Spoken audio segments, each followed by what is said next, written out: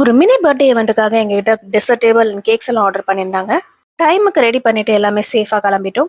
Venue reach ஆனதுமே dessert டேபிளுக்கான அரேஞ்ச்மெண்ட்லாம் start பண்ணியாச்சு. Customer வந்து fountain கேட்டிருந்தாங்க. ஸோ அதை ஃபிக்ஸ் பண்ணிட்டு ஸ்டார்ட் பண்ணி விட்டோன்னே நம்ம குட்டீஸ் வாண்டுங்கெல்லாம் வந்து சுழுந்துட்டாங்க. ஸோ அவங்க ஒரு பக்கம் என்ஜாய் பண்ணிட்டு இருக்கும்போது நம்ம இந்த சைட் கேக் ரெடி பண்ணிட்டோம்.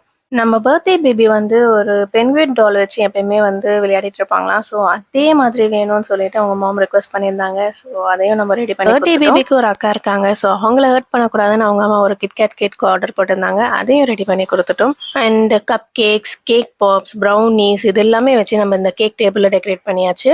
ஸோ இப்போ வந்து கேக் கட்டிங் ஸ்டார்ட் பண்ணிட்டாங்க. ஸோ நம்மளும் வந்து ஹாப்பி பர்த்டே பாடி பாப்பாக்கு விஷஸ் சொல்லிட்டு எங்கள் ஒர்க்கை கண்டினியூ பண்ணிட்டோம். டேபிளில் நம்ம ஃபவுண்டைன் வச்சிருந்த டேபிளில் ஸ்நாக்ஸும் நம்ம வந்து ஃபில் பண்ணியிருந்தோம். அதாவது பாப்கார்ன், சிக்கன் நகெட்ஸ், மொஜிட்டோலாம் கேட்டிருந்தாங்க. ஸோ அது எல்லாமே நம்ம வந்து ஃபில் பண்ணி கொடுத்துட்டோம். ஃபஸ்ட்டு எல்லாருமே வந்து ரொம்ப ஹாப்பியாக ஃபீல் பண்ணி சாப்பிட்டாங்க அண்ட் ஹாப்பியான ரிவ்யூஸ் கொடுத்தாங்க. ஸோ அவங்களும் ஹாப்பி, நாங்களும் ஹாப்பி. உங்களோட ஈவெண்ட்டையும் ஸ்பெஷல் ஆக்கணும்னா கோகோலவை காண்டாக்ட் பண்ணுங்க. அது மட்டும் இல்லாமல் நம்ம பேக்கிங் கிளாஸஸ்லாம் எடுத்துட்டு இருக்கோம். So DMs for more detail. Bye.